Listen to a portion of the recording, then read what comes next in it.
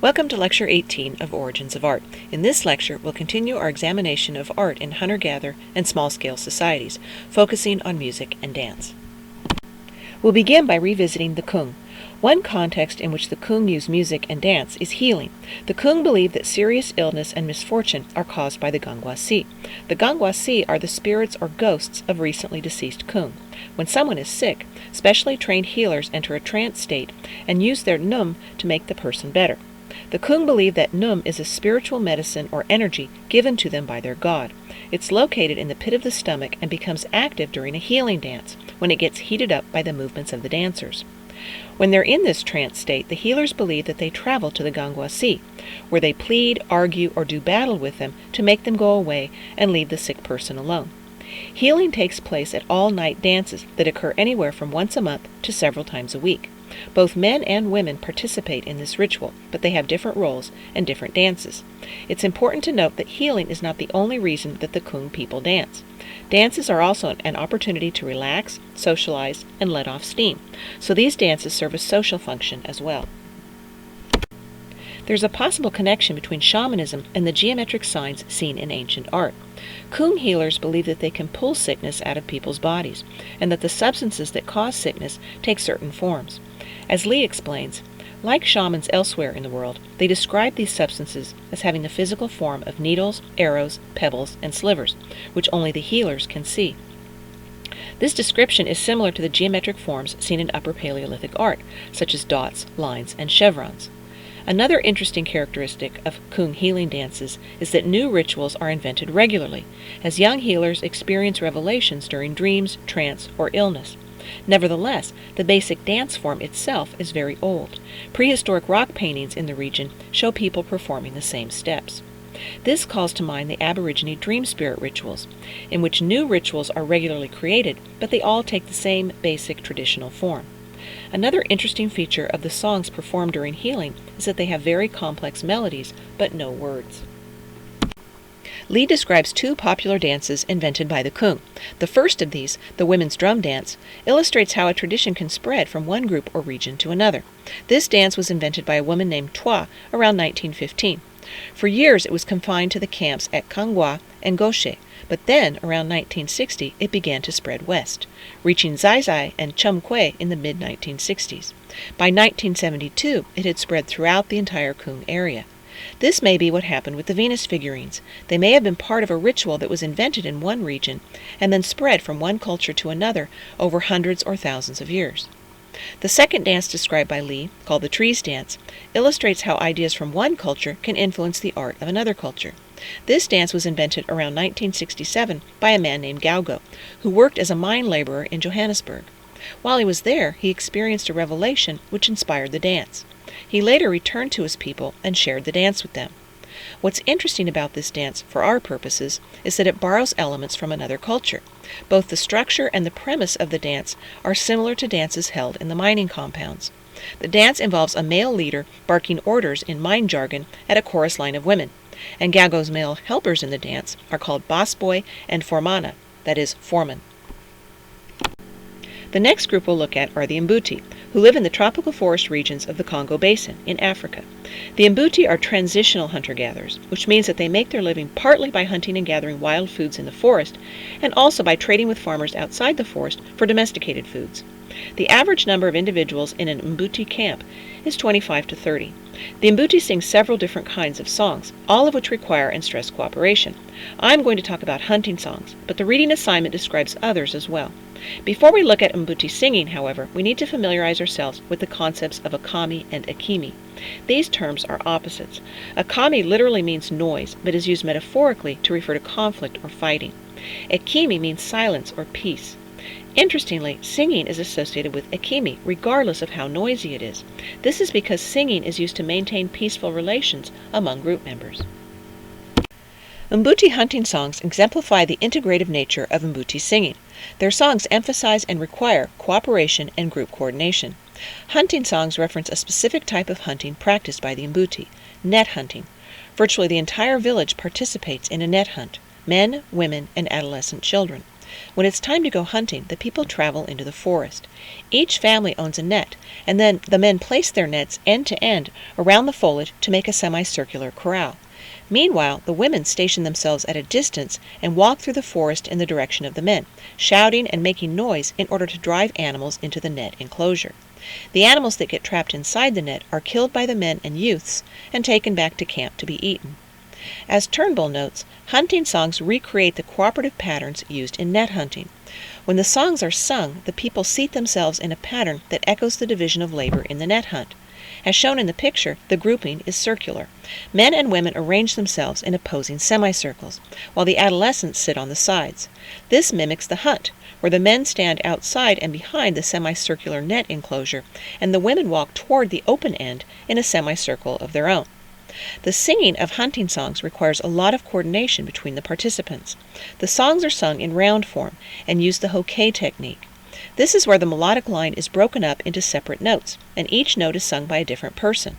With this technique, the melody can't be created unless everyone sings their individual notes at exactly the right moment. Thus, singing is like net hunting in that both require highly coordinated action and precision. Each person has a role to perform and must perform it at exactly the right time. The next group we'll look at are the Igloolik, an Inuit people who live in the Canadian Arctic, in Fox Basin, north of Hudson Bay. Traditionally, the Igloolik were hunter-gatherers who subsisted largely on marine mammals, fish, and large land mammals such as caribou. One of their favorite forms of entertainment was what they called song festivals. For a song festival, the whole village would assemble in the community snow hut in the early evening and would sing and dance until late in the night. If there were visitors in the village, the celebration might last until morning. Rasmussen notes an occasion on which the singing lasted 14 to 16 hours. As with Mbuti hunting songs, the people gather in a circle, but the arrangement is nested instead of semicircular. The men sit in a circle and the women sit behind them. Song festivals were held to celebrate a birth, a marriage, a successful hunt, a boy's first hunt, or to welcome visitors. Special decorated clothing was often worn for the occasion. The photo on the bottom left is somewhat deceiving. It was taken in more recent times, and thus does not represent a traditional song festival. In the past, the igloo would have been packed with people. But the photo shows the drum and the stance of the dancer, and gives you a feel for the space in which these songs were performed, and the clothing that was worn. These festivals were also competitions. In fact, the other name for song festivals is song contests. It was chiefly men who competed in these events, although women participated. A wife was expected to know her husband's songs and serve as his memory if he forgot some parts, and she also sang the chorus. There were clear rules both for composing and for performing the songs. Only one person sang at a time, with the rest of the group joining in for the chorus. A singer was expected to sing several songs, but not too many. The person who followed was expected to sing as many songs as the previous singer. If he failed to do so, he was considered a poor singer, a man without experience or imagination. The songs were original compositions and were based on the individual's personal experiences. The singer performed with his eyes closed because the Igloolik believed that a poet must always look inward in thought, concentrating on his own emotion. The singer also beat a drum and danced by rhythmically bending his knees as he sang. The drum was held in the left hand and moved constantly to and fro. This required considerable strength because the drum was very heavy and a singer might perform for hours. The performance also demanded motor skill because the singer's movements, the beating of the drum, and the words of the song had to fit together according to certain rules. For example, one rule was that the drum beats could not coincide with the bending of the knees. In these song contests, men often competed with a song cousin. Song cousins were friendly rivals, two men who were good friends and enjoyed competing with each other. Song cousins endeavored to outdo each other not only in singing, but in sports and gift-giving as well. When you look at the English translations of the songs in the text, they look simple, but they were actually very artfully crafted. As Rasmussen puts it, anyone who speaks the Eskimo tongue will be able to appreciate the great power of expression and the elegance of form in the original text. So these song contests were in effect a kind of poetry competition. In their songs, the men were allowed to criticize or chastise each other, but this had to be done humorously, in a playful, teasing kind of way. The songs themselves expressed and were inspired by great emotion.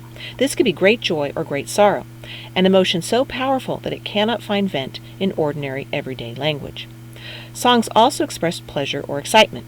For example, some songs sought to capture and convey the drama of the hunt. On this point, it's important to note one of the patterns visible in this Igloolik art form.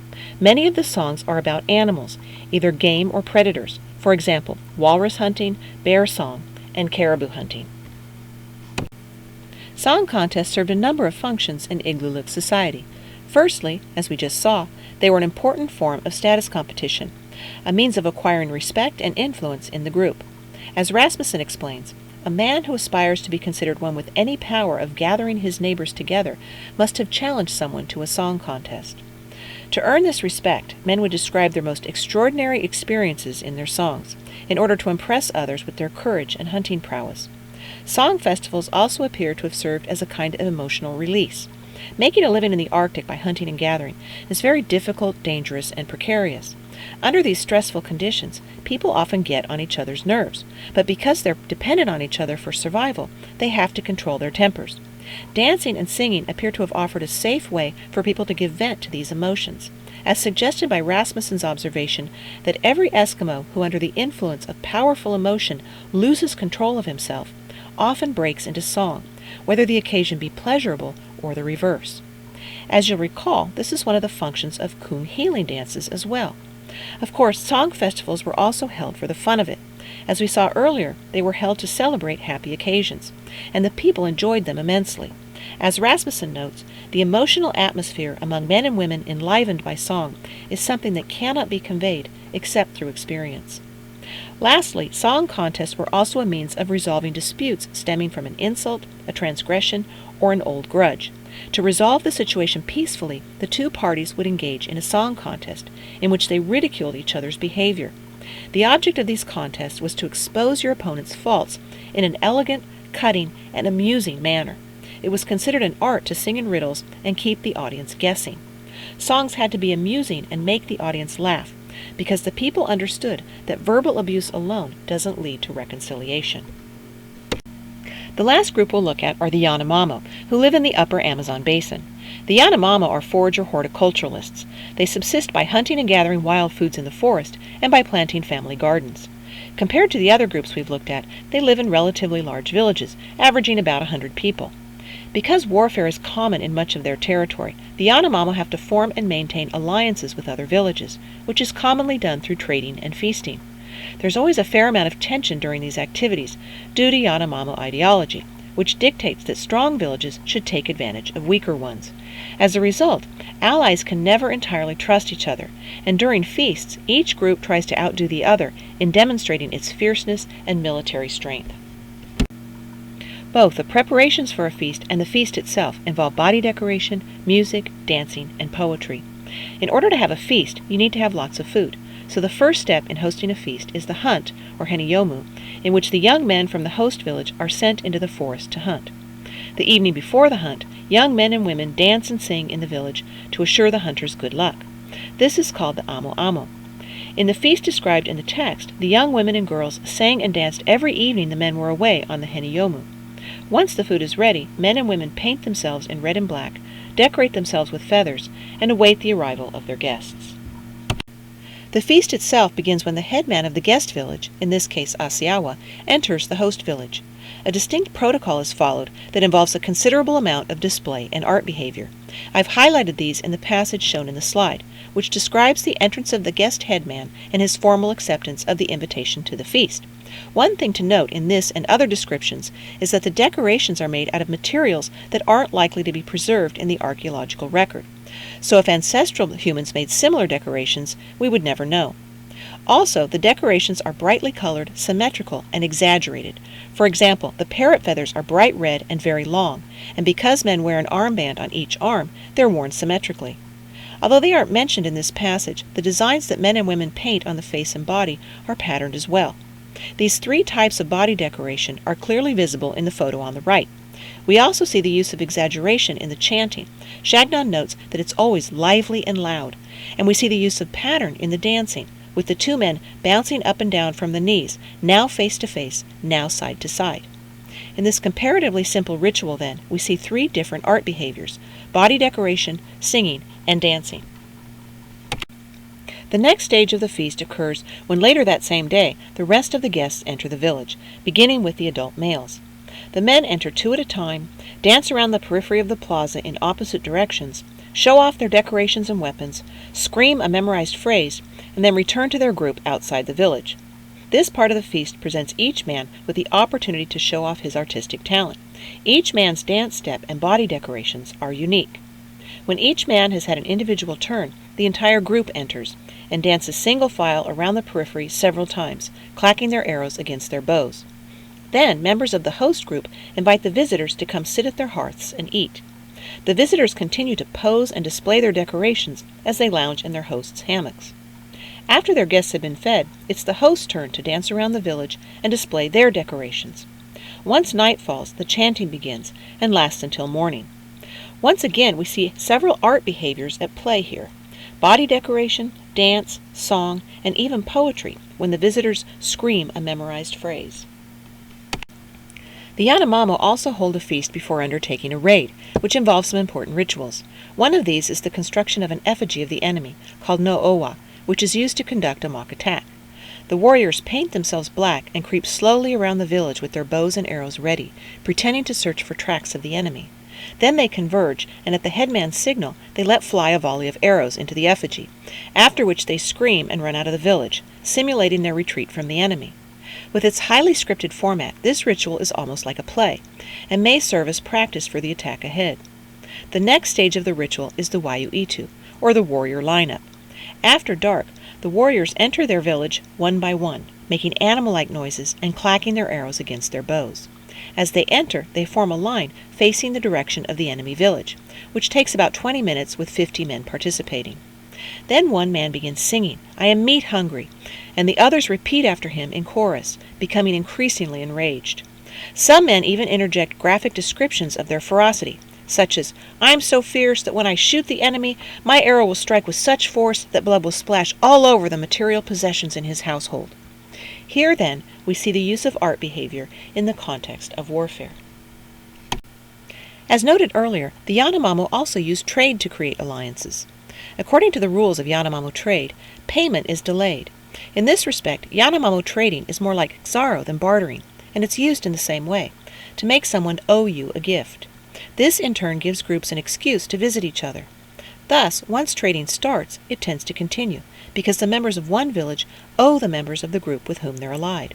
In this way, trading can lead to stable alliances and peace between groups. Another Yanomamo rule of trade is that each gift must be repaid with a different kind of item. This leads to opportunistic specialization in trade items. For example, one village denied that they knew how to make pottery and claimed that the clay in their region was no good for making pots. Besides, they argued, their allies provided all the pottery that they needed. Then, when the alliance dissolved due to war, the villagers suddenly discovered that the local clay was suitable for making pots and that they remembered how to make them. Shagnon's explanation is that the village created a local shortage of pots by pretending not to know how to make them. This gave them an excuse for trading with another group, which enabled them to form an alliance with that group. This raises the question, did early human groups do the same thing? Another area of Yanomamo life that involves art behavior is healing. Yanomamo shamans sing songs to attract the spirits, which are called hekara. The hekara require beauty, so these songs are soft, melodic, and beautiful. The subject matter of these songs is the deeds and habits of the hekara, the time of creation, and unusual or mythical events. In this respect, they're similar to the dream spirit rituals of the Aborigines. These songs and myths have a standard form, and as the shamans sing, onlookers correct them if they make a mistake, such as uttering an inaccurate statement or omitting a characteristic gesture at a certain point in the story. Because the hekara are attracted to beauty, most shamans decorate their bodies with paint, don their best feathers, and otherwise make themselves beautiful before calling to the spirits. Thus, like other Yanomamo rituals we've looked at, this is a multimedia experience, involving body decoration, song, and myth. Interestingly, although the shamans call upon the hekara to cure sick people in their village, they also summon them to kill their enemies in other villages, to devour enemy souls, as they put it. Here, then, we see another instance of the use of art behavior in the context of warfare. Now that we've seen some of the forms that art behavior takes in forager societies, we can look for patterns. Patterns are important because they show that a behavior or concept is common to many forager groups, which suggests that this same pattern might have been present in past forager groups.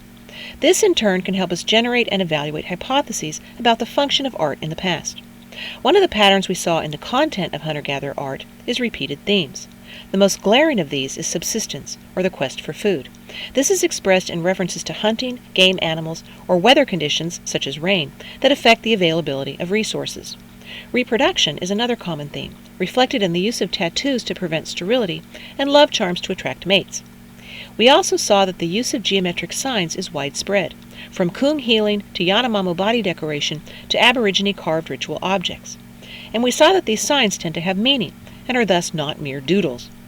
Another common feature of art behavior in forager societies is that it often references myths and legends. Lastly, much of the art behavior we saw is described as being very complex. For example, the carved dream spirit figures, Kung healing songs, Mbuti hunting songs, and the songs created for Iglulik song festivals. We also saw patterns in the context in which art behavior is performed and used.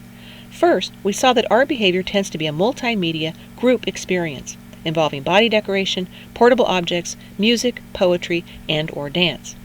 In this lecture, we saw that music and dance are often used in the context of healing and shamanism, conflict prevention and resolution, warfare, including alliance formation, and risk management. For example, to cope with food shortages or to bring good luck and ward off bad luck. We also saw evidence of art forms spreading from one culture or region to another, and we saw that art objects and/or the raw materials used to make them are capable of traveling long distances through trade and other kinds of exchange. This concludes Lecture 18. In the next unit, we'll use what we learned in this unit to evaluate some hypotheses regarding the patterns in Upper Paleolithic art.